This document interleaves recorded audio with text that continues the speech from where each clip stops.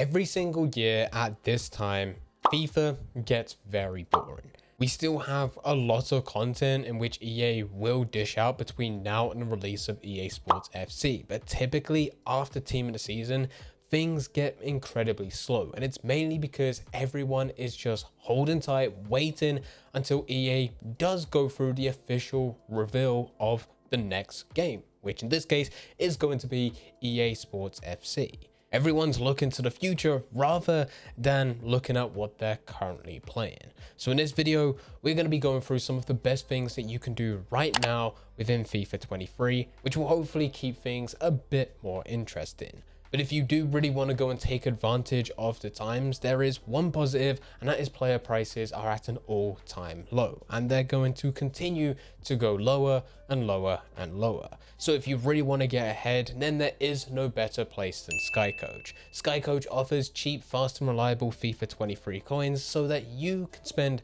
less time grinding and more time doing the things that you want to do. You can buy the team that you want, or you can go for a massive pack opening. The choice is entirely up to you. If you're interested, there is a link in the description down below, and if you use Fnatic at checkout, you'll also get yourself a 10% discount. Nice. First thing that I end up doing every single year is that I stop playing competitively. I no longer look to go through division rivals and push to the highest possible division and pretty much milk it every season.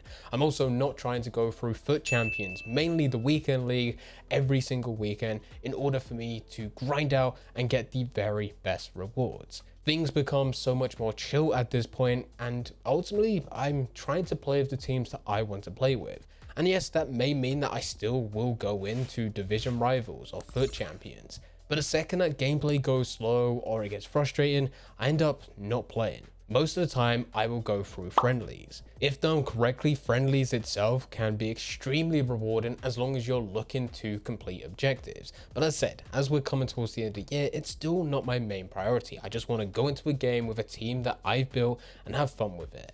And friendlies gives me the freedom to do that without the worry of wasting games, because I would be able to go and get a better reward if I win the next game rather than not really caring and just doing what I want to do.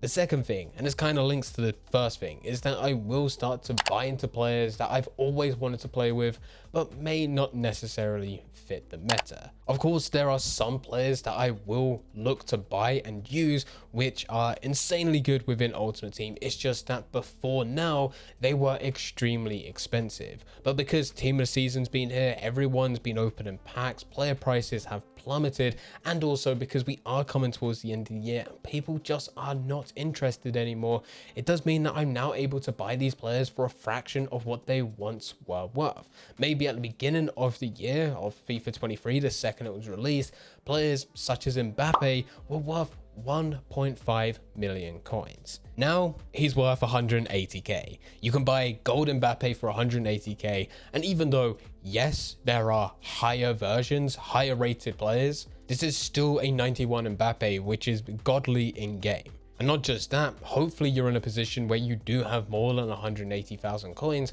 and you're able to build a much better, well-rounded team around him rather than just having one godly player and then everything else not being as good. This is always the benefit at this time of the year, every single year. Player prices become insanely low so that you are able to go and buy them, you are able to use them, and they are still good. But with the things that we're going through of not playing as competitive, as well as trying out different types of players, this is stuff that I normally do on my main Ultimate Team. And the reason I say my main Ultimate Team is because this is also the point in which I start to open up new accounts. One thing that I like doing at this time of the year is starting completely fresh to complete a brand new Ultimate Team on a second account. This is good for two reasons. The first reason is that it brings more of a challenge back. Right now, the reason that most people get bored of Ultimate Team is because they've done everything that they need to do. Maybe they are buying the very best players within the game, especially now that they are able to go and do it at a fraction of the price. But with a brand new account, you don't have those coins. You have nothing in your club. You're starting from Division 10. It's now time to rebuild, and there's just something that ends up happening for myself whenever I go to do this is how long is it going to take for me to build a better ultimate team than my main ultimate team, considering my main account has been there since the very first day of FIFA 23. And to be honest, it doesn't take as long. Depending how much time you put into the game, you would be able to get back up to where you were. And to be honest, because of how fast you're going, with how quickly you're able to ramp up this account to be better than your main account, it's kind of motivational. It is a weird one, but it is something that I've always done every single year. Start a brand new ultimate team. And it brings some fun back using some of the basic trading methods that I haven't had to go and use since the very beginning. Going through Division 10 and pretty much being better than most of the opponents that I come up against. Even being able to breeze through with a team which is fairly basic despite coming up to other teams which end up being godly. And this is a side which somewhat contradicts what we said within our very first point, where I'm not playing as competitively. When starting a brand new account, there's that competitive edge that does come back, but it's more fun than frustrating, which is what ends up happening with my main account.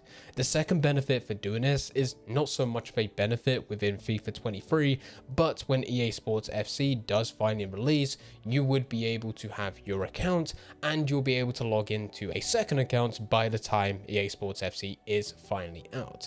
When the web app gets released before everything else, which normally does tend to happen, you'll be able to go on, claim your packs, and you will get loyalty packs because you started your account within the previous FIFA, and you'll be able to go and see what you get. What I tend to do, because I have quite a few accounts now, is that I'll log into each and every single one of them, see which one gets the best rewards, and then ultimately decide that this is going to be my main account because it managed to go and pack someone amazing.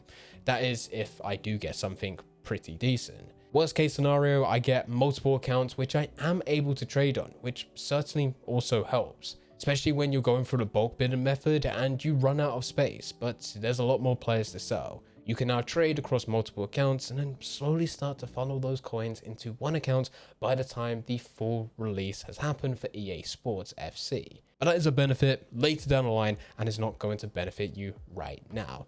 The next thing that you can do, and it's kind of similar to what we just said about a first owner club, you could set up any other type of challenge. Another one that players like to do is a draft to glory. They'll open up a brand new account and just like starting an ultimate team completely fresh, they will then go through and actually load up on FIFA points for the first lot, or they'll transfer some coins from their main account to their second account just so that they can go through draft a few times, and then it goes into a draft to glory. They see exactly what they're able to go and build with just 15,000 coins going into draft, see how far that they can get, and then just backtrack with all the coins that they get from the packs, put those back into draft again, and keep on going through. It's a very simple system, but it's something that people say is very entertaining at this time of the year. The amount of players that are available within draft, even though draft itself is not perfect, but because of how many players are available at different ratings, that you're likely to be coming up to some insane teams whilst also having some insane teams yourself. This unintentionally as well goes into a first owner club in some cases. For those that are successful with a draft to glory and they start winning their first 3, 4, 5, maybe even more, you will start to be making a profit, which puts you in a comfortable position to continuously keep on going through draft. And it's inevitable at some point, if you do this long enough, that you will get something from your packs. It's up to you whether or not you want to save that or sell it on. And of course, with this, you could always just do a first owner club. Similar to what we were talking about with going through a brand new ultimate team, or you going through a draft to glory, you could just go and do a first owner club where you go through, start completely fresh, do draft to glory, but also make sure that you're completing SBCs, and every single time that you play a game, you're using those coins not on the transfer market, but to actually go through packs themselves. And that is how you're going to build your ultimate team. Whichever one you choose, it's still fun to go and do at this time of the year. And if there's really isn't anything that we've gone through within this video that makes you want to continue to play Ultimate Team, then the best thing to do is to stop playing. I know, it probably would have been one of the first points, but we needed to go and drag this out as a video. You could always go and just stop playing. There are still a lot of good games available outside of FIFA right now, which you can go and play. Another thing that I kind of do at this time of the year is I put less time into Ultimate Team, but I'll go and try out Pro Clubs, Volta, Career Mode, the game modes that I have not put much attention to at the beginning of FIFA. And yes, even though at the end of the day I am still playing FIFA, it's just me stopping Ultimate Team or just limiting how much time I go through. But if you do really want to take time off completely of FIFA, there's honestly no problems. You're not missing out on that much. There will be occasions throughout August where EA will release SBCs, which will allow you to unlock exclusive content or more content for EA Sports FC. These will typically be coin bonuses, maybe some loan players, pretty basic stuff. But of course, will still give you a slight edge at the beginning of EA Sports FC. You can come back for those, but as I said, they're incredibly easy to go do. So what you can do is just log on FIFA to go and complete those, and then go and do whatever it is that you want to do. Play other games, or just go out and touch grass. The choice is entirely up to you. If you do have any questions about anything, then please feel free to leave them in the comment section down below. But anyway guys, I hope you guys did enjoy. If you did enjoy, don't forget to leave a like and subscribe. But for now, I'm going to see ya.